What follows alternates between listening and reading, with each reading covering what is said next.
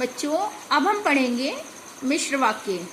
देखिए बच्चों, ऐसे वाक्य जिनमें एक मुख्य या प्रधान उपवाक्य और अन्य उपवाक्य उस पर आश्रित अर्थात आधारित हों, उसे मिश्र वाक्य कहते हैं। इसमें ज्यों, की, जैसे, वैसे, ज्यों त्यों, जहां, वहां आदि योजक शब्दों का प्रयोग किया जाता है। बच्चों मिश्र वाक्य कौन से होते हैं? जिनमें एक मुख्य वाक्य, प्रधान वाक्य, मेन वाक्य होता है और दूसरे वाक्य उस पर आधारित होते हैं, वही हमारे मिश्र वाक्य कहलाते हैं। और बच्चों उनको इन योजक चिन्हों द्वारा, दोनों वाक्यों को इन जैसे, वैसे, की आदि योजक चिन्हों द्वारा जोड़ दिया जाता है। ठीक है बच्चों, देखिए आगे उदाहरण के माध्यम से देखते हैं। देखिए बच्चों, उस बच्चे को बुलाइए, प्रधान वाक्य, जो योजक शब्द लाल कमीज पहने हैं, आश्रित वाक्य।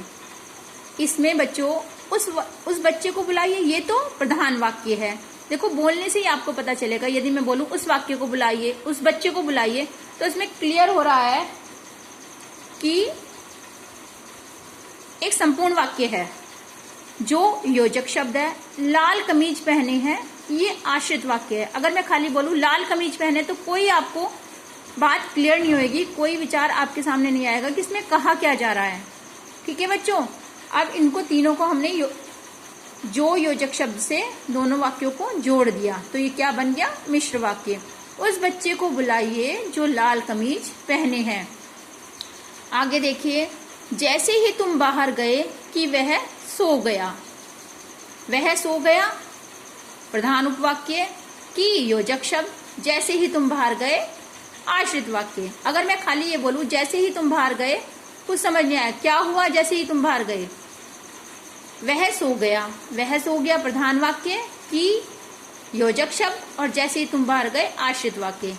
हमने इसको जोड़ दिया और एक मिश्र वाक्य बना दिया। देखिए, मेरे पास एक गुड़िया है, प्रधान वाक्य, जो योजक शब्द, चाबी से चलती है, आश्रित वाक्य।